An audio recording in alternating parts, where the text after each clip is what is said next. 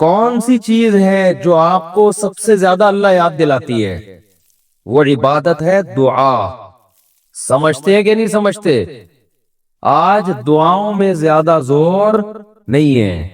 یہ بڑا مسئلہ ہے. تو بھئی کچھ نہ کچھ وقت نکال کے ہاتھ اٹھا کے اللہ کے سامنے گڑ گڑایا کریں. آج ہم لوگوں نے دعائیں مانگنا چھوڑ دی ہیں. جب انسان اللہ کے سامنے دعا مانگتا ہے وہ اللہ سے باتیں کرتا ہے. اگر توجہ سے دعا مانگے، دعا ایسی چیز ہے کہ یہ اللہ اور بندے کا جتنا مضبوط کنیکشن بناتی ہے، اتنا کنیکشن دنیا کی کوئی اور عبادت نہیں بناتی. ہمیں شیطان برگلاتا ہے کہ اس سے مل کیا رہا ہے تمہیں، نظر تو کچھ بھی نہیں آتا، ملتا تو کچھ بھی نہیں ہے. یہ شیطان کا بہت بڑا دھوکہ ہے. وہ بندے اور اللہ کے تعلق کو مضبوط نہیں ہونے دیتا. حضرت عمر رضی اللہ تعالی عنہ فرمایا کرتے تھے کہ مجھے اس کی زیادہ فکر نہیں ہوتی کہ میری دعائیں قبول ہو رہی ہیں کہ نہیں ہو رہی. مجھے زیادہ فکر اس کی ہوتی ہے کہ دعائیں مانگنے کی توفیق مل رہی ہے کہ نہیں مل رہی. دعائیں مانگنے کی توفیق مل رہی ہے اس کا مطلب قبول ہو رہی ہیں. فوکس تو اس کو کرو کہ دعا مانگ رہے ہیں کہ نہیں مانگ رہے. یہ کیسے ہو سکتا ہے کہ اس احکم الحاکمین کے سامنے ہاتھ اٹھاتے ہوں اور وہ خالی ہاتھ واپس کرتا ہو؟ تو آج دعاؤں میں جان ختم ہو گئی، دعائیں مانگنا چھوڑ دی. یہ جو میں نے قرآن کی آیت پڑھی، رمضان اور دعا کا آپس میں بہت گہرا تعلق ہے، بہت گہرا. جب انسان اللہ کے لیے کوئی عبادت کرتا ہے، کوئی قربانی دیتا ہے، اللہ کا نام قرآن میں ہے شکور، قدردان. شکور کسے کہتے ہیں؟ قدردان. آپ تھوڑا کرو وہ اس کی قدر بہت زیادہ کرے. کچھ لوگ ناقدرے ہوتے ہیں نا، آپ کچھ بھی کر لیں ان کے لیے کہتے ہیں نا ناقدرہ ہے، میری بات کو ویلیو ہی نہیں دیتا، میرے احسان کو ویلیو ہی نہیں دیتا. اس لیے علماء کہتے ہیں کہ افطار کے وقت دعا کرنی چاہیے. کیوں؟ آپ نے سارا دن اللہ کے لیے ایک قربانی دی ہے. یہ بڑی بات ہے. آپ کی نظر میں شاید اس کی ویلیو نہ ہو، اللہ کی نظر میں اس کی بڑی ویلیو ہے کہ میرا بندہ نے مجھے دیکھا نہیں ہے اور اس نے سارا دن میرے لیے کھانا پینا چھوڑ دیا. کیا کر رہے ہیں؟ ہاں یہ مکھی تنگ کر رہی ہے، لیکن اتنا ایسے نہ پکڑیں کہ مکھی سے زیادہ آپ تنگ کرنا شروع کر دیں. ٹھیک، بس بھاگ گئی اور نام ہی کافی ہے. تو کیا بات چل رہی تھی یار؟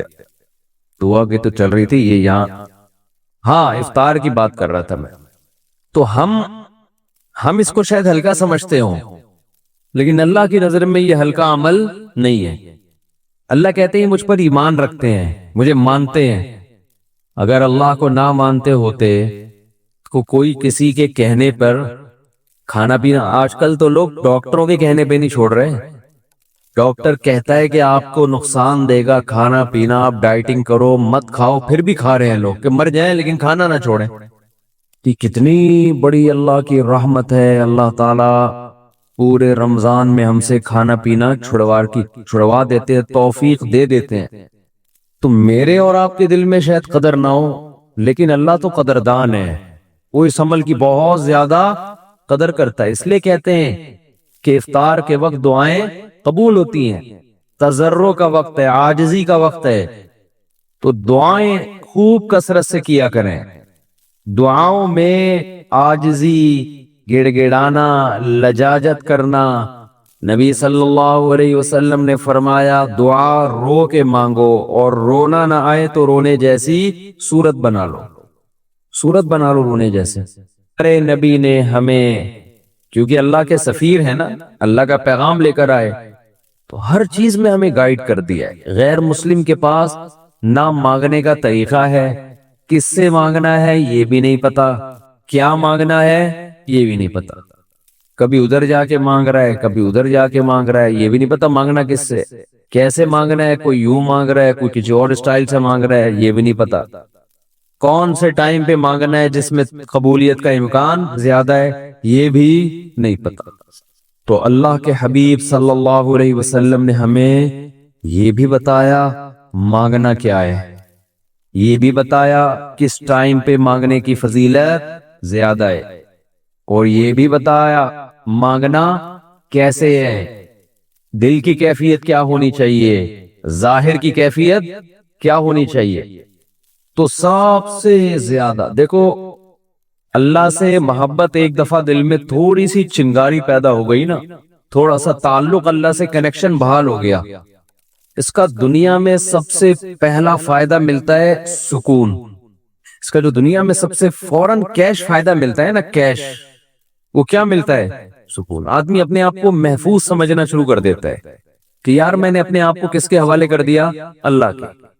سب سے پہلا فائدہ یہ کہ بالکل ایسے جیسے ڈاکوؤں کا خطرہ ہو چاروں طرف سے، اور آپ نے دیکھا جی پولیس کی 3-4 موبائلیں ہمارے گھر کے قریب آ کے کھڑی ہو گئی، آدمی لوگ سکون میں آ جاتے ہیں، یار کم از کم یہاں پر موبائل سنیچنگ نہیں ہوگی، سکون سے سو جاؤ۔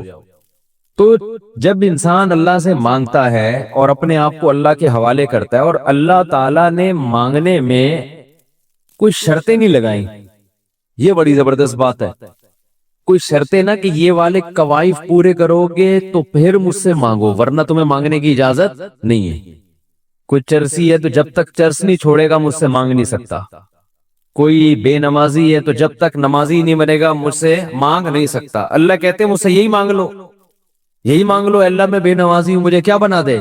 نمازی بنا دے۔ جو چیز نہیں ہے وہی مانگو اللہ تعالیٰ سے۔ وَقَالَ رَبُّكُمُ ادْعُونِي أَسْتَجِبْ لَكُمْ، قرآن کہتا ہے، تمہارا رب کہتا ہے مجھ سے مانگو، میں تمہاری پکار کو قبول کروں گا۔ اور کمال کی بات یہ ہے، پہلے مجھے اس آیت کی تفسیر سمجھ میں نہیں آتی تھی۔ اللہ کہتے ہیں مانگو میں تمہیں دوں گا، نہیں مانگو گے ایسے متکبرین کے لیے میں نے جہنم کی آگ رکھی ہے بھائی، یہ سمجھ سے بالاتر۔ میں آپ سے کہہ رہا ہوں مجھ سے غرضہ مانگو، آپ کہتے ہیں شکریہ جی آپ نے آفر کی، ضرورت ہوئی تو مانگیں گے، نہیں تو ٹھیک ہے جی بہت شکریہ۔ میں کہہ رہا ہوں اگر نہیں آئے نا مانگنے کے لیے، پھر دیکھو میں گنڈے بھیجوں گا، کٹ لگواؤں گا۔ آپ کہو گے یہ کون سا طریقہ ہے بھائی، یہ مجھ پر احسان کر رہے ہو یا گن پوائنٹ، یہ زبردستی کروا رہے ہو کام؟ سمجھ میں آ رہی ہے بات کہ نہیں آ رہی ہے؟ آپ کہو گے یہ کون سا احسان کا طریقہ ہے؟ میں آپ سے کہہ رہا ہوں کہ آپ میری دعوت پہ آئیے گا، مجھے بڑی خوشی ہوگی، آپ کہیں گے تھینک یو، بہت شکریہ آپ نے یاد کیا میں۔ پھر میں کہتا ہوں اگر نہیں آئے نا گنڈے بھیج کے میں کٹواؤں گا۔ آپ کہو گے یہ زیادہ ہو گئی ہے، یہ کیا ہو گئی ہے؟ یہ دعوت نہیں ہے، یہ تو ایک طرح کا جرمانہ ہے میرے اوپر لگا دیا تم نے۔ میں آپ سے کہتا ہوں بھائی میں علاقے کا ناظم ہوں، میں علاقے میں یہ تھانے کا میں ڈی ایس پی ہوں، کوئی مسئلہ ہو میرے پاس آنا۔ آپ کہیں گے سر آپ کا بہت شکریہ، آپ کا ٹرانسفر ہوتے ہی آپ نے سب سے پہلے مجھے یاد کی ہے، کوئی بھی ضرورت ہوگی آپ کو بتاؤں گا۔ آگے سے تڑی لگا دی، اگر تمہیں کوئی ضرورت پڑی اور نہیں بتایا نا ہے بھائی، سب سے پہلے لاکر میں تمہیں ڈالوں گا۔ تو آپ کہیں گے سر یہ آپ مجھے عزت دے رہے ہیں، یہ میری توہین کر رہے ہیں؟ تعجب کی بات ہوگی کہ نہیں ہوگی؟ تو اللہ تعالیٰ تو یہی انداز اختیار کر رہے ہیں کہ مجھ سے مانگو میں تمہیں دوں گا۔ ان الذین یستکبرون عن عبادتی سیدخلون جہنم داخرین، نہیں مانگا تو ایسے لوگ ذلیل ہو کر جہنم میں داخل ہوں گے۔ یہ کچھ بات سمجھ میں آ رہی ہے بھئی؟ یہ تو عجیب سی بات ہے نا کہ مانگو، نہیں مانگا تو میں نہیں چھوڑوں گا تمہیں۔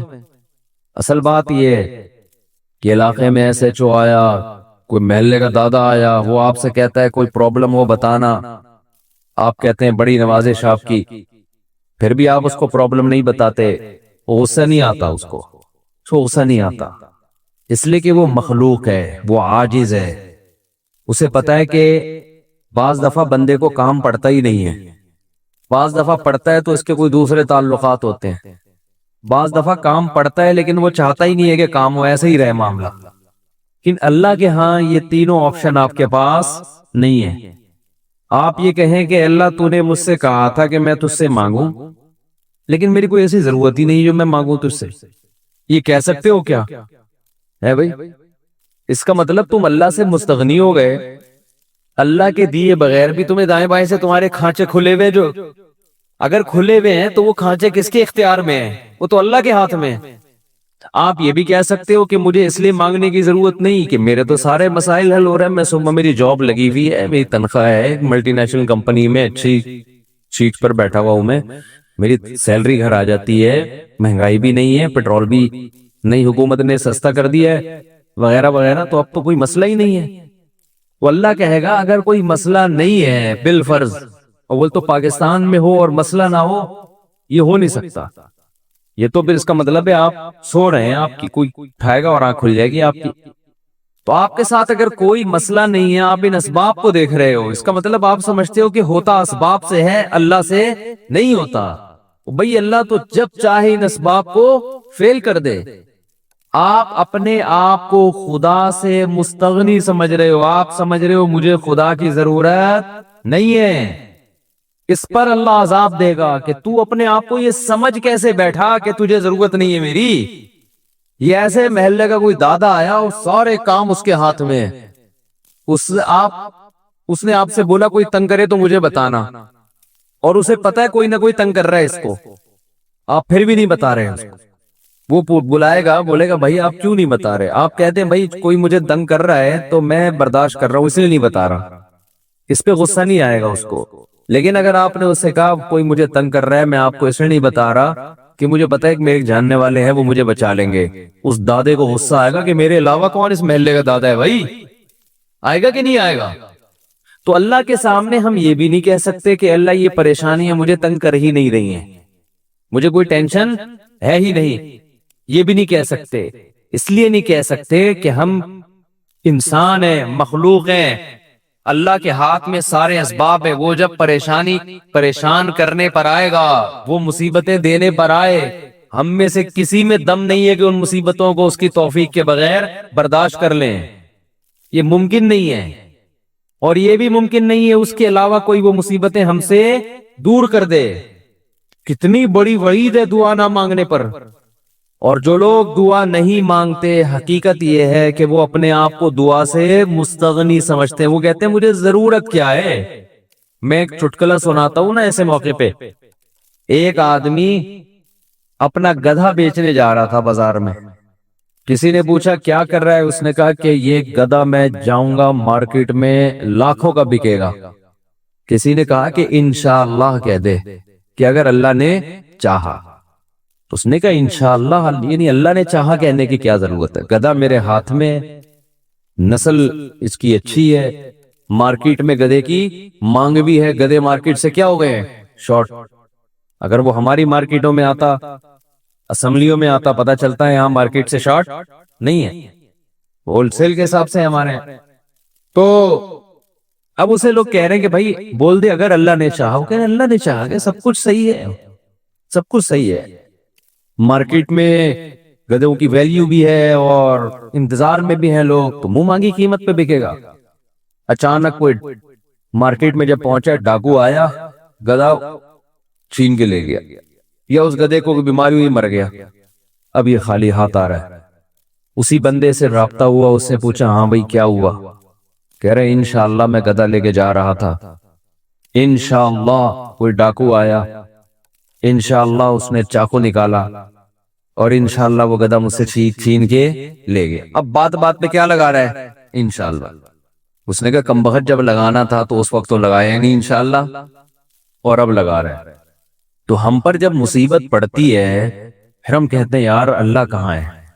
तो भैया तो मुसीबत से पहले अल्लाह को पुकारो। जो अल्लाह को नहीं पुकारता ये इसकी अलामत है कि उसकी नजर असबाब पर है, अल्लाह पर नहीं है। वो समझता है ये जैसे काफिर असबाब को देखता है ना, वो तो कहता है खुदा क्या कर रहा है, गाड़ी के एक्सीलेटर पे पांव रखो तो गाड़ी चलती है, ब्रेक पे पांव रखो तो रुकती है, तो अल्लाह कहाँ है। तो अल्लाह को अगर नहीं कोई पुकारता तो अल्लाह उसका मतलब फिर ये समझते हैं कि ये समझता है कि इसको मेरी जरूरत नहीं है, ये बहुत बड़ा जुर्म है। तो बात बात पे अल्लाह से दुआ मांगा करो। पैगंबरों की कितनी दुआएं अल्लाह ने कुरान में नकल की हैं, बात बात पे दुआएं मांगते थे, बात बात पे दुआएं याद करें। दुआएं, एक किताब आती है मुनाजाते मकबूला, ये नाम नोट कर लें, क्या नाम है इसका, मुनाजाते मकबूला। हर किताब हर लाइब्रेरी से मिल जाएगी, जो जितने भी कुतुब खाने होते हैं ना, مولانا اشرف علی تھانوی رحمہ اللہ تعالی نے قرآن اور حدیث کی دعاؤں کو جمع کر کے ایک چھوٹی سی کتاب میں لکھ لیا ہے، ایک چھوٹی سی کتابچے میں جمع کر لیا ہے قرآن کی دعائیں اور حدیث میں جو دعائیں، بہت جاندار دعائیں ہیں وہ۔ اچھا، دعا ایسی چیز ہے کہ جب جن الفاظ سے انسان مانگ رہا ہوتا ہے نا، وہ الفاظ بھی اس کے دل پہ اثر کر رہے ہوتے ہیں۔ تو انہوں نے بڑا شاندار کام یہ کیا کہ اب چونکہ دعائیں تو بہت زیادہ ہیں، ساری دعائیں قرآن اور حدیث کی آپ پڑھیں گے تو ایک ہی اتنی لمبی ہو جائے گی پھر، تو انہوں نے اس کو 7 حصوں میں ڈیوائیڈ کر دیا ہے۔ سمجھتے ہیں؟ ہفتے کے دن، اتوار کے دن، یہ یعنی 7 منزلیں بنا دی ہیں اس کا ترجمہ بھی ملتا ہے، یعنی وہ دعائیں عربی میں اور نیچے اس کا ترجمہ۔ آپ بے شک عربی نہ پڑھیں، ترجمہ پڑھ لیں، وہ روزانہ کا معمول بنائیں۔ اس سے کیا ہوگا؟ آپ کو قرآن و سنت کی دعائیں یاد ہونا شروع ہو جائیں گی۔ وہ ایسی جاندار دعائیں، ایسی جاندار، ان دعاؤں میں آپ کو لطف آنا شروع ہو جائے گا، چسکا لگ جائے گا۔ کیسی کیسی دعائیں، دیکھو ایک پڑھ کے سناتا ہوں۔ اللہم قسم لنا من خشیتک ما تحول به بیننا وبین معصیتک، اے اللہ ہمیں اتنا اپنا خوف دے دے، ہمارے دل میں اپنا اتنا خوف ڈال دے کہ وہ خوف ہمارے اور تیری نافرمانی کے درمیان آڑ بن جائے۔ سمجھ میں آ رہی ہے بات؟ زیادہ خوف نہیں چاہیے، زیادہ خوف پیدا ہو گیا تو زندگی کا مزہ کرکرا ہو جائے گا۔ جب آپ کے دل میں کسی چیز کا خوف مسلط ہو جاتا ہے تو لذتوں سے محروم ہو جاتے ہو آپ۔ دیکھو بچوں کے دلوں میں امتحان کا خوف ہوتا ہے نا، نہ کھا رہے ہیں نہ پی رہے ہیں۔ کراچی میں تو ایسا کوئی سیٹ اپ نہیں ہے، کوئی خوف ووف نہیں ہوتا۔ پنجاب میں دیکھا ہے ہم نے، بچوں کے پیپر ہونے والے، ایگزام ہونے والا، ایک دماغ پہ مسلط کر لیتے ہیں۔ زیادہ مسلط کریں گے تو پھر پڑھائی بھی نہیں ہوتی ان سے، ہاتھ پاؤں کانپنے لگتے ہیں۔ کراچی میں اللہ کا فضل ہے، یہ ٹینشن، کراچی میں جتنی بھی حکومتیں رہی ہیں اب تک کی رپورٹ کے مطابق، انہوں نے یہ بڑا فائدہ پورے سندھ میں الحمدللہ، یہ سندھ گورنمنٹ جب جتنی بھی رہی ہے اب تک، چاہے کسی کی بھی ہو، تو یہ الحمدللہ انہوں نے فیسلٹی دی ہے کہ کراچی کی عوام کو پڑھائی لکھائی سے الحمدللہ بالکل فارغ کر دیا۔ لڑکوں میں پڑھنے کا رواج ہے ہی نہیں۔ کچھ دن پہلے میں آ رہا تھا سفر پہ، تو کراچی کے ایک لڑکا وہاں پڑھنے گیا ہوا تھا، اسلام آباد ایبٹ آباد میں، اچھا کیڈٹ کالج، کیڈٹ کالج میں پڑھ رہا تھا۔ تو میں نے کہا کراچی میں، نارتھ کراچی میں کہیں رہتا تھا یا ناظم آباد میں، وہاں گیا ہوا۔ اس نے کہا بھائی ہمارے ابا اماں نے اچھا فیصلہ کیا، مجھے وہاں ایڈمیشن کرا دیا، میں پڑھ لیتا ہوں، چھٹیوں میں گھر آ جاتا ہوں۔ تو وہ بتا رہا تھا کہ یہ کراچی میں، وہ مجھے کہہ رہا تھا کہ ہم حیران ہوتے ہیں کراچی میں جان تو وہاں کوئی ہے ہی نہیں، پڑھائی لکھائی کی بات ہی نہیں۔ کہہ رہے یہاں ہو تو ہر آدمی، میں نے دیکھا ہے پنجاب میں ہر بچہ پڑھائی کی بات کر رہا ہے، سب پڑھائی میں آگے نکلنے کی کوشش کر رہے ہیں، کچھ بزنس میں آگے جانے کی کوشش کر رہے ہیں۔ یہاں ہو تو پڑھے ہوئے، کراچی میں الحمدللہ پڑھے ہوئے لڑکے پوری پوری رات کرکٹ کھیل رہے ہیں، اور ہم نے بھی بیان کر کے اپریشیٹ کر دیا۔ وہ کہہ رہے ہیں ٹھپا لگی اب تو اور کھیلو۔ ہم نے تو اس لیے خوشی کا اظہار کیا تھا کہ چلو روزہ تو رکھ رہے ہیں نا، یہ مطلب تھوڑی تھا کہ کچھ بھی نہیں کرو۔ تو یہاں الحمدللہ یہ سہولت ہے کہ یہاں آپ پڑھنے کے علاوہ دنیا کا ہر کام کر سکتے ہیں کراچی، اور پڑھے بغیر آپ کو ڈگریاں مل جاتی ہیں۔ وہ الگ بات ہے، اپنا بھی بیڑا غرق اور قوم کا بھی بیڑا غرق ہوتا ہے، نہ خود کچھ آتا ہے نہ ترقی تھوڑی کر سکتا ہے آدمی فالتو ڈگریاں لے کے، وہ پکڑا جاتا ہے کہیں نہ کہیں۔ ایک ہمارے مشہور ڈاکٹر تھے جو بڑے اچھے ڈاکٹر تھے، کیا ہیں ڈاکٹر، جب ان کی جعلی ڈگریاں پکڑی گئیں، لوگوں نے کہا یار ڈگری کو چھوڑو، بندہ میں قابلیت ہے، تو وہ تھوڑے دنوں میں قابلیت کبھی ایسی کی تیسی ہو گئی۔ جو اندر سے ہوتا ہے نا تھوڑے دنوں میں آدمی وہ آ جاتا ہے، آپ چھپا نہیں سکتے زیادہ عرصہ۔ تو جعلی ڈگریاں جعلی ہی ہوتی ہیں، پکڑا جاتا ہے آدمی۔ تو سورہ آل عمران کے پہلے رکوع میں اللہ تعالیٰ کا ارشاد ہے هو الذی انزل علیک الکتاب منہ آیات محکمات ہن ام الکتاب واخر متشابہات، کہ اللہ وہ ذات ہے جس نے اپنے بندے پر کتاب نازل کی، منہ آیات محکمات، اس میں کچھ آیتیں محکم ہیں، محکم کہتے ہیں مضبوط، یہاں مضبوط سے مراد ہے جس کے معنی بالکل واضح ہیں، ان میں کوئی دو رائے نہیں ہو سکتی۔ ہن ام الکتاب، وہ کتاب کی اصل ہیں، ام کہتے ہیں عربی میں ماں کو، وہ کتاب کی کیا ہے؟ اصل. وَأُخَرُ مُتَشَابِهَاتٌ، کچھ آیتیں ایسی ہیں جو متشابہ ہیں، یعنی اس میں انسان پر اشتباہ پیدا ہوتا ہے کہ اس کا مطلب کیا ہے. فَأَمَّا الَّذِينَ آمَنُوا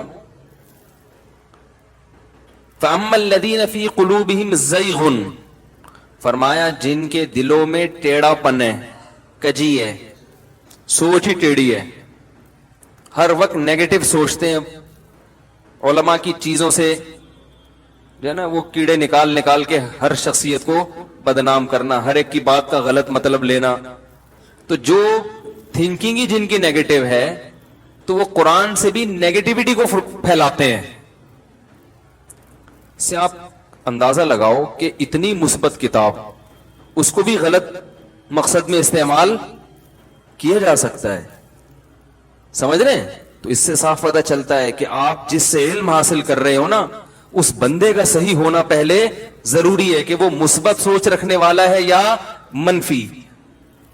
لیبل سب اتفاق کا ہی لگائیں گے، مثبت کا ہی لگائیں گے، پازیٹیوٹی کا ہی لگائیں گے کہ ہم پازیٹیوٹی کو فروغ دے رہے ہیں، لیکن عمل کے نتیجہ کیا نکل رہا ہے؟ تو قرآن سے بھی غلط چیزیں غلط رخ پہ آپ لوگوں کو لے جا سکتے ہیں. تو اللہ فرماتے ہیں وہ قرآن کی غلطی نہیں ہے، وہ آپ کی سوچ کی غلطی ہے. تو اللہ فرماتے ہیں کہ فَأَمَّا الَّذِينَ فِي قُلُوبِهِمْ زَيْغٌ، کہ جن کے دلوں میں ٹیڑھا پن ہے، بندہ ہی ٹھیک نہیں ہے. فَيَتَّبِعُونَ مَا تَشَابَهَ مِنْهُ، وہ ان آیتوں کے پیچھے پڑتے ہیں جو متشابہ ہیں، جن کا مفہوم واضح نہیں ہے. جو ام الکتاب ہے نا، جو اصل ہے، اصل کا مطلب یہ کہ متشابہ کو اس اصل پہ رکھا جائے گا، اس کی تشریح اس اصل کے مطابق کی جائے گی. دیکھیں ہر آدمی بعض دفعہ ایسا کلام کرتا ہے جس کا غلط مطلب نکالا جا سکتا ہے، تو ہم اس آدمی کی سیرت پیش کرتے ہیں، بھائی دیکھو یہ ہمیشہ یہ کہتا رہا ہے، تو اس کی اس بات کا مطلب وہ لیا جائے گا جو یہ ہمیشہ کہتا رہا ہے. سمجھ رہے ہیں؟ اب اس کی اس بات کو پکڑ کے نہ بیٹھو، بلکہ اس کے جیسے جنید جمشید کا حشر کیا تھا نا لوگوں نے. بھائی ایک آدمی نے داڑھی رکھ لی سنت کے مطابق، نبی کے عشق میں رکھی نا، اللہ کی راہ میں نکل گیا، گانے بجانے چھوڑ دیے، اب اس سے ایک لفظ ایسا نکلا جس میں گستاخی کا پہلو نکل رہا ہے. تو جو پازیٹیو تھنکنگ رکھیں گے بولیں گے بھائی یہ گستاخ ہوتا تو یہ اتنی قربانیاں کیوں دیتا. تو ہم اس کی بات کا ایسا مفہوم بیان کریں گے کہ جس میں گستاخی کا پہلو نہ نکل رہا ہو. جو پازیٹیو سوچ والے ہوں گے وہ یہ بات کریں گے، جو نیگیٹو والے ہوں گے وہ یہ نہیں دیکھیں گے کہ یار ایک آدمی نے قربانی دکھائیں گے گستاخ گستاخ گستاخ، ٹھیک، فتوے لگاؤ اس کے اوپر. اور ایک آدمی ہے ہی گستاخ، اس کا کام ہی رسول اللہ صلی اللہ علیہ وسلم کے دین اور مذہب کو ختم کرنا. وہ جب گستاخی کرے گا وہی الفاظ کہے گا، اس کی ہم تعویل نہیں کریں گے، اس لیے کہ ہمیں ضرورت نہیں. ہم کہیں گے یہ تو بندہ ہی غلط ہے، اس کا تو کام ہی یہی ہے. بلکہ وہ اگر بعض دفعہ صحیح بات بھی کرے گا تو ہم کہیں گے یار کوئی سیاست لگ رہی ہے، ورنہ یہ ایسا آدمی ہے نہیں، دو نمبر ہی کر رہا ہے. ایک سے کسی نے پوچھا انٹرویو میں کہ تم صحابہ کو برا کہتے ہو؟ انہوں نے کہا نہیں نہیں، ہم تو سب صحابہ کو مانتے ہیں. لیکن آہستہ سے بولا کہ ہمارے ہاں صحابہ کی ڈیفینیشن تھوڑی مختلف ہے، تو یہ کر کے آگے نکل لیے. اب یہاں کیا کر دیا؟ گھما دیا کہ بہت سارے صحابہ کو آپ نے صحابی کے لفظ کی ڈیفینیشن چینج کر کے بہت سارے صحابہ پر اب آپ ان کو برا بلا کہنا حلال کر دیا آپ نے. ٹھیک ہے نا؟ تو یہ ڈیفینیشن آپ نے اپنے حساب سے نکالی ہے. جس نے بھی ایمان کی حالت میں نبی کی زیارت کر لی بس وہ کیا ہے؟ صحابی ہے، نبی کا ساتھی ہے. تو خیر، تو قرآن بھی کہہ رہا ہے کہ جو متشابہ آیتیں ہیں وہ ام الکتاب نہیں ہیں، وہ اصل نہیں ہے، بلکہ جب بھی قرآن کی آیت یا حدیث کا بھی یہی حکم ہے، کوئی متشابہ ہوگی نا تو اس کو اصل پہ پیش کیا جائے گا جو بالکل واضح ہے. اس کو اس سے ہٹ کے الگ تفسیر نہیں کی جائے گی، اس پہ رکھا جائے گا کہ اس کا مفہوم کیا ہے. اس کی صحابہ میں تو بہت مثالیں ملتی ہیں. بہت سے لوگ فقہا کے اس اصول کو سمجھتے نہیں ہیں، تو وہ बड़े बड़े फुकाहा पर तंज करते हैं, इन्होंने ये हदीस को तो रद्द कर दिया, इस हदीस को तो, ये हदीस का तो ये मतलब है, इसको तो लिया ही नहीं है। तो वो चूंकि उन उसूल से वाकिफ नहीं होते। और खास तौर पर मैं एक बात आपसे अर्ज करूं, इमाम अबू हनीफा रहमहुल्लाह ताला का इस बारे में बहुत ही मजबूत उसूल है। वो उसूल ये है कि जो भी मुतवातिर कुरान, यानी कुरान की आयत मुतवातिर है ना, या जो हदीस मुतवातिर या मशहूर हो, उसके खिलाफ किसी भी हदीस को कबूल नहीं करते, चाहे वो बुखारी मुस्लिम ही की क्यों ना हो, वो उसमें तावील करते हैं। अब लोग ये उसूल जानते नहीं है तो कहते हैं देखो हनफियों ने बुखारी की हदीस छोड़ दी, मुस्लिम की हदीस छोड़ दी, फलानी हदीस छोड़ दी। हालांकि हदीस छोड़ी नहीं है, बल्कि उन्होंने कहा ये इससे ज्यादा मजबूत के क्या जा रही है खिलाफ, तो उसमें तावील की होती है। दो मिसालें देके मैं असल टॉपिक की तरफ आता हूं। ये सिर्फ बताने का मकसद ये कि फंटरगिरी छोड़ दें। बड़े बड़े फुकाहा जो है ना, उनसे एतमाद खत्म किया जा रहा है उम्मत के असलाफ से, कि उनको तो कुरान और हदीस का पता ही नहीं था। इसकी एक मिसाल मैं आपको देता हूं। बुखारी मुस्लिम की हदीस है, हजरत फातिमा रजी अल्लाह अन्हा, वो नहीं जो नबी की बेटी थी, कोई और फातिमा, उन्होंने हदीस बयान की। हजरत उमर का दौर था कि रसूलुल्लाह सल्लल्लाहु अलैहि वसल्लम ने 3 तलाकों वाली औरत के लिए हुक्म दिया है कि उसे ना तो नान नफका मिलेगा और ना रिहाइश मिलेगी। 3 तलाकें हो गई तो बस इद्दत के दौरान ना तो शौहर के जिम्मे नान नफका है और ना वो शौहर के घर में इद्दत गुजारेगी। बुखारी मुस्लिम की हदीस है, ये बिल्कुल मुत्तफकुन अलैह सही हदीस है। बयान करने वाली सहाबियां हैं। लेकिन इमाम अबू हनीफा रहमहुल्लाह का मजहब यह है कि जब एक औरत को 3 तलाक हो गई, ना तो शौहर उसे घर से निकाल सकता है, और जब तक उसकी इद्दत पूरी नहीं हो जाती वो शौहर के घर में ही रहेगी। हत्ता कि शौहर अगर खराब आदमी है, खतरा है कि ये गलत नीयत से न देखे, तो शौहर को हुक्म दिया जाएगा कि आप घर छोड़ के चले जाएं। औरत उसी घर में इद्दत गुजारेगी जब तक इद्दत पूरी नहीं हो जाती। अब कोई भी उठ के आपको बदगुमान कर सकता है फुकहा से, यार बुखारी की हदीस है, हदीस का रेफरेंस, हदीस का हवाला, हदीस नंबर। लोग इन चीजों से मुतासिर होते हैं, फिर क्लिपबाजियां चलती हैं, वो उसके खिलाफ, वो उसके खिलाफ। तो एक इल्म को जब तक प्रॉपर तरीके से ना पढ़ा जाए, इंसान को उसमें बात करने की इजाजत नहीं है। हजरत उमर रजी अल्लाह तआला अन्हु खलीफा राशिद थे। उन्होंने कानून बनाया था कि जो तलाक याफ्ता औरत, चाहे 3 तलाकें क्यों नहीं है, शौहर के घर में इद्दत गुजारेगी, नान नफका भी मिलेगा। यह हदीस हजरत उमर के सामने पेश की किसी ने।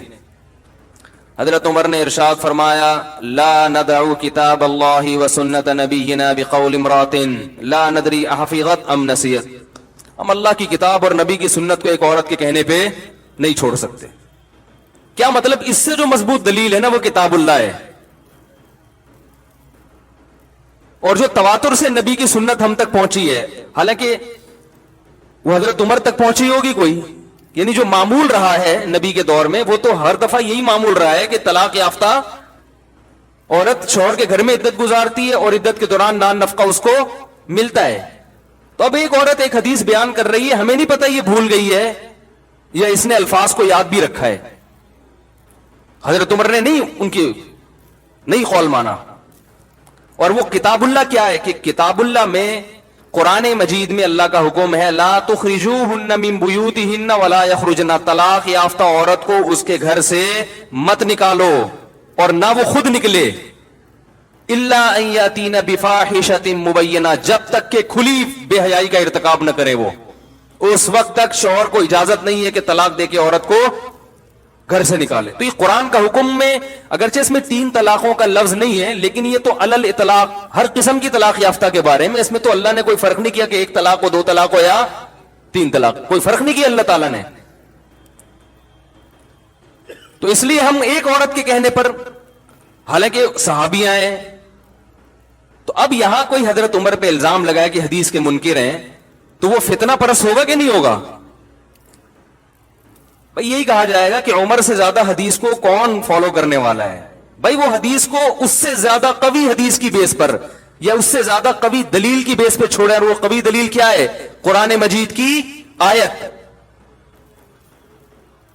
امت میں امی عائشہ رضی اللہ تعالی عنہ بہت بڑی فقیہہ ہیں.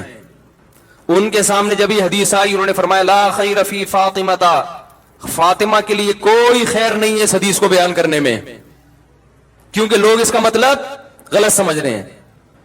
آپ اس بیس پہ حضرت عائشہ کے خلاف کلپ بنا سکتے ہیں کہ یار نبی کی حدیث بیان کرنے سے لوگوں کو روک رہی ہیں. وہ لوگوں کو اس سے نہیں روک رہی حدیث میں, وہ کہہ رہے ہیں بھائی اس حدیث کا مفہوم وہ نہیں ہوگا جو یہ سمجھی ہیں, ان سے الفاظ کے نقل کرنے میں مسٹیک ہوئی ہوگی یا کچھ بھی ہے. تو علماء نے اس حدیث کے دو مطلب بیان کیے ہیں کہ اصل میں یہ ہوا کہ حضرت قرآن نے کہا ہے نا کہ عورت فاحشہ مبینہ کا ارتکاب کرے, اور فاحشہ مبینہ میں بعض دفعہ زنا بھی داخل ہوتا ہے, بعض دفعہ بد اخلاقی, کہ مرد عورت کی بد اخلاقی سے اتنا تنگ آ چکا ہوتا ہے, اتنی چرب زبان ہوتی ہے وہ, کہ اس بد اخلاقی کے ان میں خطرہ یہ ہوتا ہے کہ یہ عدت میرے گھر میں بھی آرام سے اس دوران بہت کچھ کر جائے گی, ہے ٹھیک ہے نا, اس کی زبان سے بہت تکلیف ہو.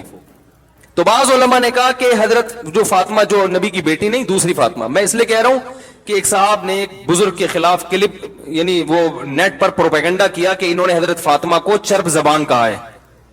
میں نے جب وہ سرچ کیا تو وہ ایک بزرگ انڈیا میں گزرے ہیں, ان عالم نے لکھا کہ فقہاء نے کہا کہ حضرت فاطمہ چرب زبان تھی, تو اس سے مراد کیا لیا؟ نبی صلی اللہ علیہ وسلم کی بیٹی. کیونکہ میں نے یہ مسئلہ پڑھا ہوا ہے کتابوں میں, تو میں نے کہا بھائی یہ وہ والی فاطمہ نہیں ہے.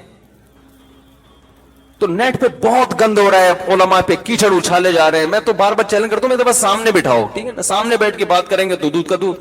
لوگ سامنے بیٹھنے کے لیے تیار ہی نہیں ہوتے, اور پھر وہ کرتے رہتے ہیں کہ دلائل میں آپ کے طاقت نہیں ہے, آپ کے دلائل ایسے ہی ہے, آپ مسلک پرست ہیں, تو پھینکتے رہو, پھر بیٹھ گئے کچھ کا کچھ بناتے رہو, بیٹھ گئے. تو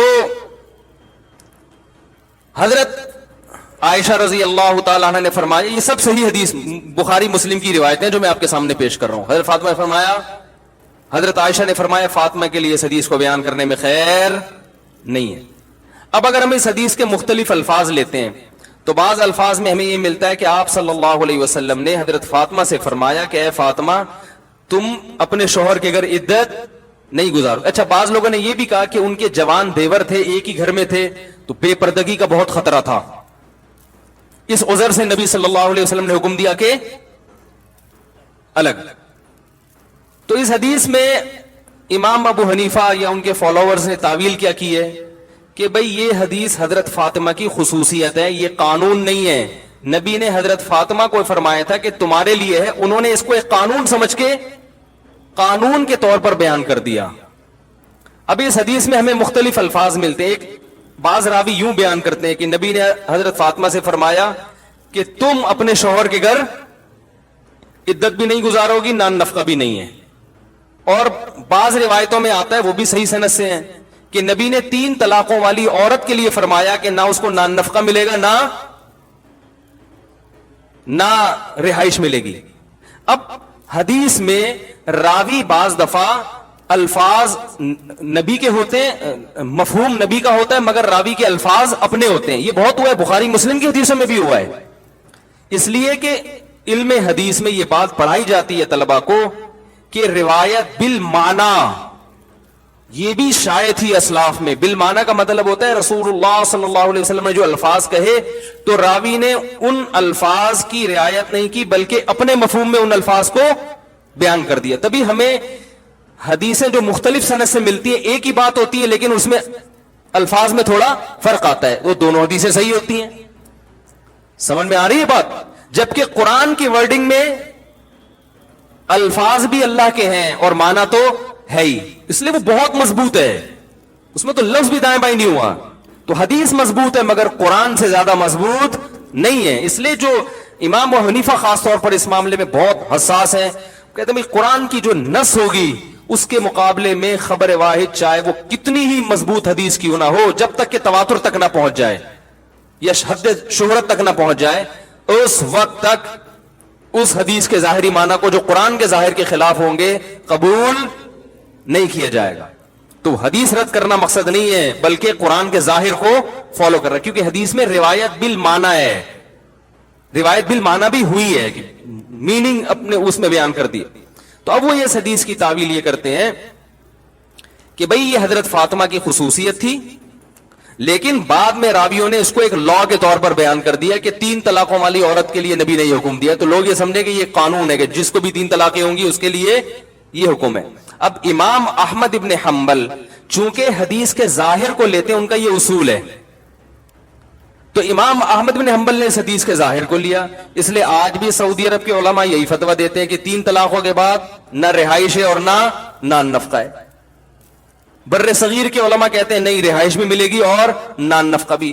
لوگ کہتے ہیں بھائی سعودی عرب کے علماء وہ عرب ہیں, وہ دین کے زیادہ قریب ہیں, ٹھیک ہے نا, وہ تو مکہ اور مدینہ میں رہتے ہیں, یہ انڈیا پاکستان کے مولویوں کو کیا آتا ہے. تو بات یہ ہے کہ انڈیا پاکستان کے مولوی فالو کس کو کر رہے ہیں؟ وہ ایک ایسے فقیہ کو فالو کر رہے ہیں جس کی فقاہت سب کے ہاں مسلم ہے, ایسے فقیہ کو فالو کر رہے ہیں, اور وہ قدیم ہے ان سب سے, وہ تابعین میں سے ہیں. امام ابو حنیفہ کی ملاقات ہوئی امام مالک سے. پہلے امام مالک امام ابو حنیفہ سے بہت بدگمان تھے, اس لیے بدگمان تھے کہ وہ کیونکہ ان کا مسلک بسا اوقات حدیث کے ظاہر کے خلاف جا رہا ہوتا ہے, حدیث کے ظاہری الفاظ کے, تو اکثر لوگ بدگمان ہو جاتے تھے کہ یہ تو حدیث کو نہیں مانتے. جب امام ابو حنیفہ کی امام مالک سے ملاقات ہوئی, امام مالک نے فرمایا اللہ نے اس شخص کو ایسی صلاحیت دی ہے کہ اگر یہ پتھر کے بارے میں ثابت کرنا چاہے نا کہ یہ سونا ہے تو یہ دلائل سے ثابت کر سکتا ہے. یہ ان کی یعنی اتنی ذہانت اللہ نے اس شخص کو دی ہے. تو اس پوری تقریر کا مقصد یہ ہے کہ آپ بدگمان نہ ہوں کلپ دیکھ دیکھ کے مختلف لوگوں کے. ہر ایک کی اپنی دلیل ہوتی ہے, ہر ایک کے اپنے اصول ہوتے ہیں. امام احمد بن حنبل اور امام شافعی کا مسلک یہ ہے کہ وہ حدیث کے ظاہر کو لیتے ہیں. تبھی ہمارے جو اہل حدیث حضرات ہیں ان کی زیادہ تر چیزیں شافعیوں سے اور حنبلیوں سے میچ کرتی ہیں, سمجھ رہے ہیں نا. عرب علماء سے زیادہ بہت سی چیزوں میں, یہ ظاہری چیزوں میں ان کے قریب ہوتے ہیں. تو اس سے لوگ ٹھیک ہے, وہ بھی ٹھیک مذہب ہے, ہم اس کے بھی مخالف نہیں ہیں. بعض لوگوں کا یہ اصول ہے بھائی حدیث کے ظاہر کو لے لو, لیکن بہت سے فقہا کا اس کے اپوزٹ ہے. وہ کہتے ہیں نا سب سے پہلے کیا ہے, کتاب اللہ ہے. اب جیسے ایک اور اس پہ میں آپ کو وہ ایک دلیل ایک پیش کرتا ہوں. جمہور فقہا کا مسلک یہ ہے کہ جو مرد یا عورت زنا کر لے تو اسے 100 کوڑے بھی لگائے جائیں گے اور جلا وطن بھی کیا جائے گا. اور اس بارے میں صحیح حدیث ہے, البکر بالبکری جلد 100 وتغریب عام. آپ صلی اللہ علیہ وسلم نے فرمایا جب کنوارا کنواری لڑکی سے زنا کرے گا تو 100 کوڑے لگیں گے اور ملک بدر کیا جائے گا اس کو. بالکل متفقن علیہ صحیح حدیث ہے. اس حدیث کی بیس پر امام شافعی اور امام احمد ابن حنبل اس کے قائل ہوں. امام مالک کا اس وقت مجھے ذہن میں نہیں ہے, اس کے قائل ہیں کہ زانی کو 100 کوڑے بھی لگائے جائیں گے اور 1 سال کے لیے ملک سے باہر بھی, جلا وطن. امام ابو حنیفہ کا قول یہ ہے, تمام فقہاء حنفیہ اسی قول کے قائل ہیں کہ صرف 100 کوڑے لگائے جائیں گے.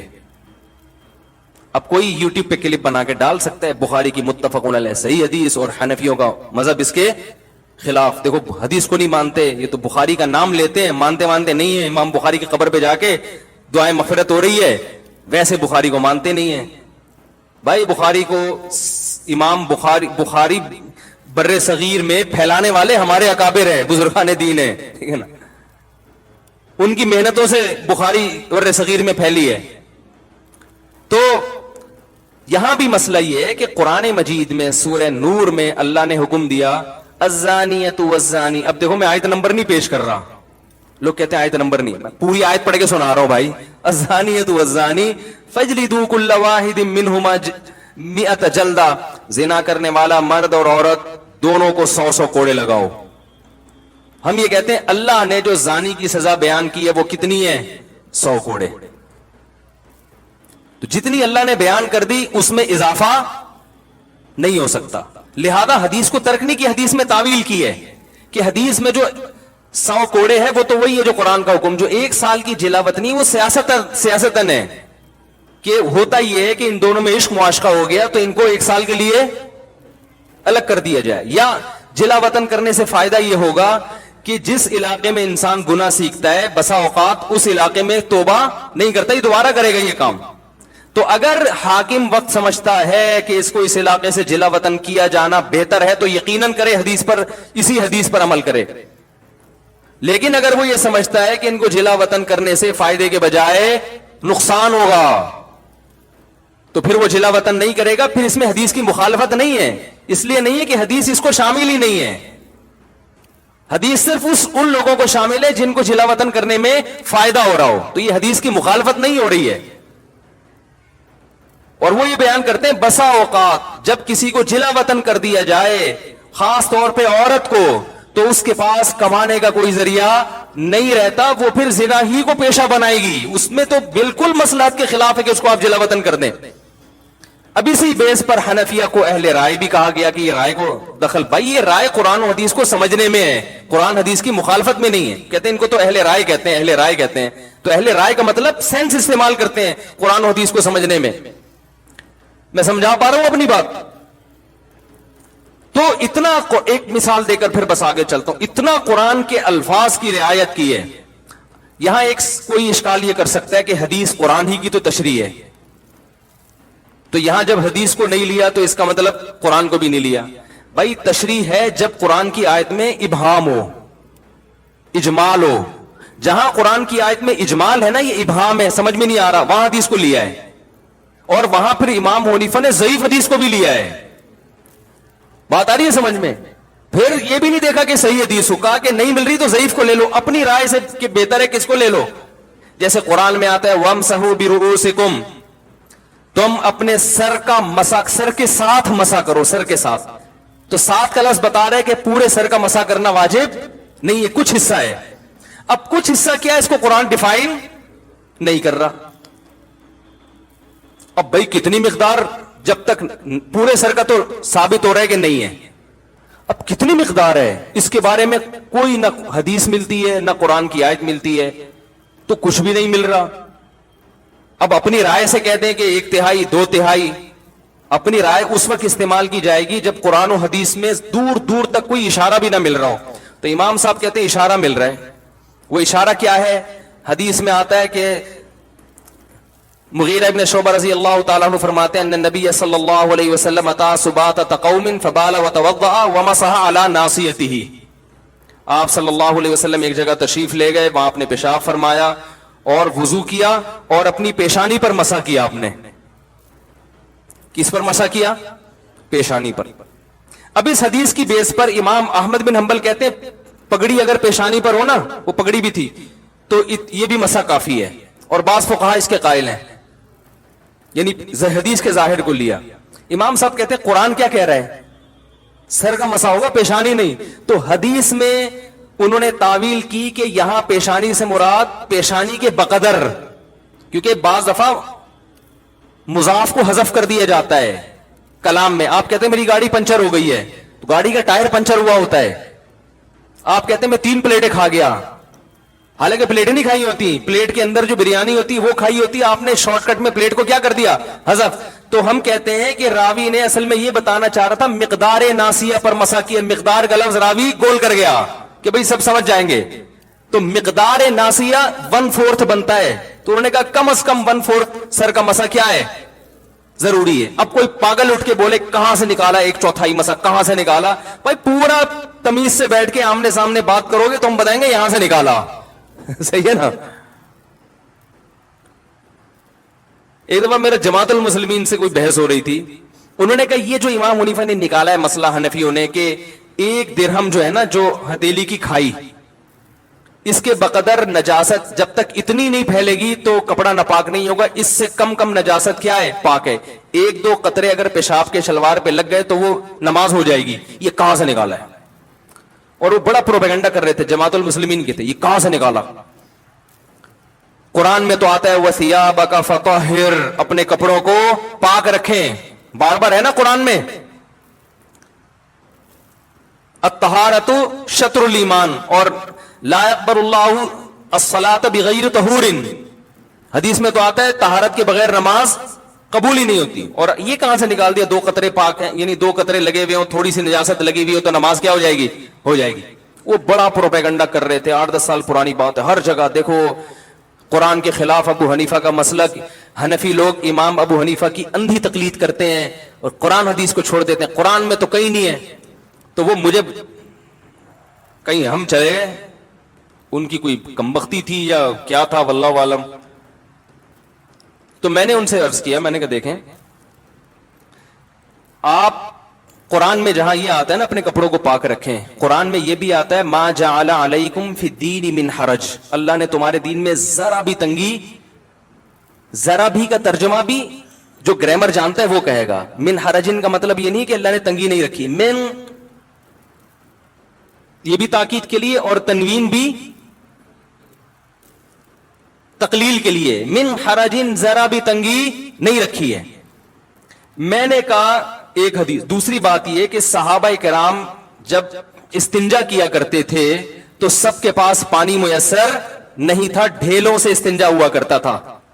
جو لوگ پانی سے استنجا کرتے تھے قرآن نے ان کی تعریف کی ہے اس زمانے میں نا, کہ پانی سے استنجا کر رہے ہیں, قرآن نے تعریف کی, صفائی پسند لوگ ہیں. صحابہ میں اکثریت اس لیے کہ ایسے واش روم نہیں تھے, عرب میں تو پانی کا حصول بہت مشکل تھا. یہ بات تو حدیث سے ثابت ہے کہ نبی صلی اللہ علیہ وسلم نے فرمایا جو استنجا کرنا چاہتا ہے 3 ڈھیلوں سے استنجا کرے, صحیح ہے نا.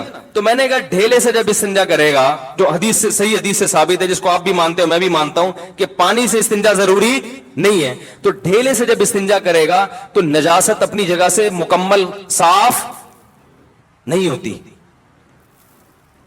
تھوڑے جب آپ نے پیشاب کیا, ڈھیلے سے استنجا کیا, تو کیا وہ جگہ سے مکمل پیشاب زائل ہو گیا ہے؟ مکمل پانی کے استعمال کیے بغیر زائل نہیں ہوتا. تو اب امام صاحب نے کہا کہ قرآن کہہ رہے کہ دین میں تنگی نہیں ہے, اور اتنا اپنے جسم کو پاک رکھنا کہ ایک سوئی کے ناکے کے برابر ٹپکا بھی نہ لگے, یہ پریکٹیکلی ممکن نہیں ہے. آ رہی ہے سمجھ میں؟ کہیں بھی جا رہے ہوتے ہیں چھینٹیں لگ جاتی ہیں کچھ نہ کچھ. جب آپ پیشاب کرتے ہیں, جو آج کل WC کا سسٹم ہے, کیا یہ کوئی یقین سے کہہ سکتا ہے کہ 1-2 چھینٹیں بھی نہیں لگی ہوں گی؟ کچھ نہ کچھ تو ہوتا ہے. تو میں نے کہا اب وہ کچھ مقدار تو بہرحال مستثنا کرنی پڑے گی جو خاطر میں نہیں ہے. تو اب وہ مقدار میں نے کہا اپنے قیاس سے کرتے, ادھر ادھر سے ایویں کر لیتے, تو وہ پھر اعتراض کا حق تھا. میں نے کہا, انہوں نے کہا کہ بھائی جب انسان قضاء حاجت کرتا ہے تو اتنی فقہا کا اس پر اجماع ہے پوری امت کا کہ اگر جو جگہ جہاں سے قضاء حاجت کی اس نے اس سے زیادہ اگر نجاست پھیل جائے نا اس جگہ سے ہٹ کے, تو پانی سے دھونا واجب ہے, اس سے کم میں واجب نہیں ہے. تو انہوں نے اندازہ لگایا اچھا اتنا حصہ قابل معافی ہے. اب وہ بجائے اس کے کہ اس گندی جگہ کا نام لے کے کتابوں میں لکھیں, تو نام مہذب استعمال کیا, بھائی درہم کے بقدر, یہ ہتھیلی کی گہرائی کے بقدر. اور اس کو آج ہم اپنی زبان میں کہتے ہیں 5 روپے کے سکے کے برابر جو ہے نجاست لگی ہو تو وہ کیا ہے؟ اب کوئی 5 روپے کا سکہ تو بخاری میں کہیں نہیں ہے, تو یہ پاگل ہونے کی علامت ہے آپ کے. آپ مدرسے میں بیٹھ کے پراپر علم حاصل کرو تو آپ کو 5 کے سکے بھی نظر آئیں گے اور 10 کے نوٹ بھی نظر آئیں گے انشاءاللہ. ایسا سمجھیں. تو انہوں نے یہاں سے نکالا ہے کہ شریعت نے صرف ڈھیلے سے استنجا کافی سمجھا, حالانکہ وہ جگہ پاک نہیں ہوتی. پتہ چلا اتنی نجاست شریعت میں قابل معافی ہے. تو اس کی تعبیر مہذب انداز سے کی, بھائی ہتھیلی کی گہرائی کے بقدر, یا یہ کہ درہم اتنا سا سکہ ہوا کرتا تھا اس کے بقدر. تو میں نے کہا آپ بتا دو, اگر یہ دلیل غلط ہے تو پھر آپ بتا دو کتنی نجاست, تھوڑی نجاست معاف ہے, یہ تو پوری امت کا اجماع ہے. اور یہ تو آپ بھی جب تنہائی میں بیٹھ کے غور کرو گے نا, آپ بولو گے بھائی ایسا نہیں ہو سکتا کہ ایک چھینٹا بھی نہ پڑے, ٹھیک ہے نا. آپ بھی کہو گے یار یہ تو نہیں ہو سکتا, ناممکن ہے. تو آپ بھی کچھ نہ کچھ مقدار کو معاف کراؤ گے. میں نے کہا ہم فتویٰ اس کے خلاف دے دیتے ہیں کہ بھئی 1 درہم والی جو انہوں نے مثال دی ہے کہ 1 درہم نجاست لگ جائے تو وہ غلط ہے. تو آپ جو پھر وہ مقدار بتاؤ گے قرآن و حدیث کی روشنی میں, ہم اس پہ فتویٰ دے دیں گے انشاءاللہ. نہ آپ بتاتے ہو نہ ابو حنیفہ کے بتائے ہوئے کو صحیح قرار دیتے ہو. اس کا مطلب ہے کہ آپ صرف انگلی توڑنے کے لیے پیدا ہوئے ہو, صحیح ہے نا. امت کے دلوں میں شکوک و شبہات, وسوسے, فرقواریت, امت کو لڑوانا, اس کے علاوہ آپ کا دنیا میں کوئی کام نہیں ہے. تو ایسے درجنوں مثالیں ہیں, درجنوں. یہ تو میں نے چند دی ہیں. تو اس لیے اس پروپیگنڈے سے متاثر ہونے کی چندہ ضرورت نہیں ہے. سمجھ رہے ہو, ہر فقی کا اپنا اصول ہے. سب سے پہلے قرآن کو, پھر ایک اور مثال دے کے بس آگے چلتا ہوں, جو میں اصل میں یہ تو کہیں اور سے مثال آ گئی. جب کوئی شخص چوری کرتا ہے اور چوری کرنے کے بعد جو چیز اس نے چوری کی ہے وہ ہلاک کر دی, کھا گیا یا ختم کر دی, اگر موجود ہے تو پھر تو واپس کرنی پڑے گی, لیکن اگر وہ ہلاک کر دی اس نے, چوری کر کے ختم ہو گئی وہ, آپ نے چور کے خلاف کیس کیا عدالت میں کہ اس نے چوری کی, عدالت نے فیصلہ کیا اس کا ہاتھ کاٹا جائے, عدالت یہ بھی فیصلہ کرے گی بھائی مالک کی چیز بھی واپس کرو, وہ کہے گا وہ تو اب میرے پاس ہے نہیں, اور دلائل سے ثابت کر دے نہیں ہے, تو اس پر اس کا ضمان نہیں ہے, اس پر ضمان نہیں ہے, بس ہاتھ کٹے گا, بس وہ چیز گئی, بس ہاتھ کٹ گیا کافی ہے. اگر رکھی ہوئی یہ چیز ہے تو واپس لا کے دو, نہیں یہ کھا گیا جیسے کھانا تھا, تربوز پہ تو ہاتھ نہیں کٹتا ٹھیک ہے نا, کوئی جو ہے کوئی ایسی قیمتی چیز چوری کر لی, ہاتھ کٹ گیا, تو اب وہ چیز واپس نہیں کرے گا. وجہ اس کی قرآن کے ظاہر کو لیا ہے. قرآن کہہ رہا ہے والسارق والسارقۃ فاقطعوا ایدیہما, چوری کرنے والا مرد ہو یا عورت ان دونوں کے ہاتھ کاٹ ڈالو, جزاء بما کسبا, جو کچھ انہوں نے کیا اس کی جزا یہ. تو پتا چلا جو کچھ انہوں نے کیا اس کی پوری جزا یہ ہے, اس کے علاوہ بولو بھائی بس یہی ہے. وہ کہہ رہے ہیں اس میں ہم اضافہ نہیں کر سکتے. اور بہت سارے ہیں, ہم کہتے ہیں وضو میں 4 فرض ہیں. اچھا یہ بھی ذہن میں رکھیں, بعض دفعہ یہ ہوتا ہے کہ 2 حدیثیں دونوں صحیح ہوتی ہیں, دونوں بالکل صحیح ہیں, لیکن ایک قرآن کے قریب ہوتی ہے تو اس کو لے لیا جاتا ہے, اور جو قرآن کے ظاہر کے قریب نہیں ہے اس کو ترک کر دیا جاتا ہے. تو جس کو ترک کیا جا رہا ہے اس پہ الزام لگائے جاتے ہیں یہ بخاری کی حدیث سے اس کو ترک کر لیا, ترمذی والی لی, بھائی ترمذی والی ٹھیک ہے بخاری میں نہیں ہے لیکن وہ قرآن کے زیادہ قریب ہے. تو اس کی بہت مثالیں ہیں, پھر وہ ہمارا ٹاپک رہ جائے گا, میں جلدی سے اس ٹاپک کی طرف آتا ہوں. تو میں یہ کیا عرض کر رہا تھا بھائی, متشابہات جو ہے متشابہات, اس کی اللہ نے کیا فرمایا کہ جن کے دلوں میں ٹیڑھا پن ہے وہ متشابہات کے پیچھے پڑتے ہیں. تو یہ ٹیڑھا پن جو ہے نا صرف یہ بہت لوگوں میں آج بھی ہے. جیسے اس دور میں قرآن سے ایسی آیتیں نکالتے ہیں جس کا مفہوم واضح نہیں ہے, تو حضرت قرآن نے کہا جن کا واضح نہیں ہے ان کو ان پہ پیش کرو جن کا واضح ہے. تو کسی کی بات کا ایسا مطلب لیا جائے گا جس پہ وہ خود راضی بھی ہو, ایسا مطلب لینا جس پہ وہ راضی نہ ہو وہ مطلب کبھی بھی نہیں لیا جائے گا کسی کی بات. اور اسی میں ہمارے سیاستدانوں سے جو بعض دفعہ غلطیاں ہو جاتی ہیں بیان کرنے میں, وہ جو ایک بات ہو گئی تھی کہ وہ لوٹ مار میں لگے ہوئے تھے, غلط جملہ تھا یہ, لوٹ مار والا غزوہ احد کے بارے میں کہنا بالکل درست نہیں تھا. لیکن اس میں بھی آپ کو تھوڑا سا یہ سینس سے کام لینا چاہیے کہ ایک آدمی کا مقصد صحابہ کی گستاخی نہیں ہے, وہ نہ وہ اردو کا ماسٹر ہے اور وہ صحابہ کے فضائل میں ایک چیز بیان کر رہا ہے. اب ایسا آدمی اگر لوٹ مار کا لفظ استعمال کرے گا تو آپ زیادہ سے زیادہ اس کو یہ کہیں گے بھائی الفاظ میں کیا کریں, احتیاط کریں. لیکن اس کو یہ کہنا کہ یہ صحابہ کا گستاخ ہے, ان لوگوں کو تو یہ تو گستاخ لوگ ہیں, یہ آپ کے ذہن کے پست ہونے کی علامت ہوگی.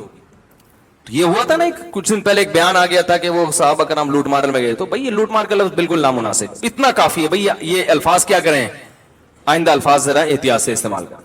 لیکن اس پہ اتنا نہیں کیا بلکہ ایسا اس پہ یعنی ایک ہنگامہ برپا کیا گیا ہے کہ گستاخ گستاخ گستاخ. تو وہی بات ہے کہ یہ مجھے تو ایسا لگتا ہے ہمارے ان جذباتی پن سے لبرل لوگوں کو طاقت مل رہی ہے. وہ یہ کہہ رہے ہیں, وہ یہ کہیں گے ان مذہبی لوگوں کو بالکل بند کر دو, یہ نہیں جینے دیں گے ہمیں, یہ کسی پہ کسی بھی وقت کوئی بھی فتوا لگا سکتے ہیں. تو غلط کو تو غلط ہی کہا جائے گا, لیکن جتنا غلط ہے جتنا غلط ہے اتنا کہا جائے گا, اس سے زیادہ نہیں کہا جائے گا. نبی صلی اللہ علیہ وسلم کی سیرت میں ہمیں بہت سی مثالیں ملتی ہیں. صحابی رسول نے باقاعدہ نبی کا صحابہ کا راز فاش کر کے مشرکین مکہ کو بتایا کہ آپ صلی اللہ علیہ وسلم مکہ پہ حملہ کرنے والے, حالانکہ آپ نے چھپایا ہوا تھا. حاتب ابن ابی بلتع رضی اللہ تعالیٰ عنہ غالباً راز شو کر دیا, اور اس نیت سے کہ میرے رشتہ دار کم از کم وہاں پہ محفوظ ہو جائیں. گرفتار ہو گئے, پکڑے گئے. حضرت عمر نے کہا کہ ان کی گردن اڑاتا ہوں میں, راز فاش کیا. آپ صلی اللہ علیہ وسلم نے فرمایا نا نا نا نا, دیکھو کوئی اور آدمی یہ کام کرتا آپ حکم دیتے گردن اڑاؤ. جاسوسوں کی گردنیں اڑائی ہیں آپ نے؟ فرمایا نہیں, یہ تو بدر میں شریک ہوئے ہمارے ساتھ. تو جو اگر یہ ہمارے دشمن ہوتے تو بدر میں شریک ہوتے ہمارے ساتھ ہی ہے. نہیں یاری بات میرا خیال ہے بھائی, جو بدر میں شریک ہوئے ان کی تو اللہ نے گواہی دی ہے. تو پھر آپ نے پوچھا کہ حاتب تم نے ایسا کیوں کیا؟ انہوں نے فرمایا یا رسول اللہ مجھے یقین تھا کہ اللہ فتح عطا فرمائے گا آپ کو. میری مخبری سے کچھ نہیں ہوگا، لیکن میرے کمزور رشتہ دار ہیں، میں چاہ رہا تھا یہ خبر میں لیک آؤٹ کروں گا تو مشرکین مکہ کم از کم میرے رشتہ داروں کا تھوڑا خیال کر لیں گے، آپ نے چھوڑ دیا ان کو۔ یہی غلطی کسی اور سے ہوتی تو آپ، حدیث سے ثابت ہے کہ جاسوس کو آپ نے کیا کیا ہے؟ مخبر کو قتل کیا ہے، لیکن ان کو قتل کیوں نہیں کیا؟ بدر کا حوالہ دے کے۔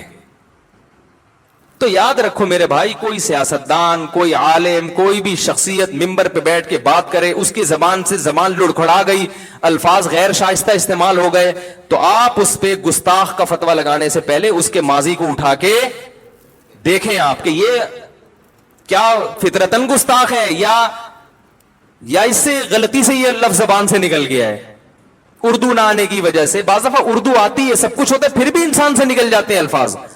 یہی حشر جنید جمشید کا کیا، یہی جن میں نام نہیں لوں گا، جو ایک ہر آدمی دوسرے کی غلطی کو نا کیش کرانے کی کوشش میں لگا رہتا ہے کہ غلطی کرے، اور اوپر سے تو احتجاج کر رہے ہوتے ہیں، اندر سے بڑے خوش ہوتے ہیں، الحمدللہ بہت اچھی غلطی ہوئی آپ کی، زبردست غلطی ہوئی، بڑا مزہ آیا، دو چار ایسی غلطیاں اور کر دو بس۔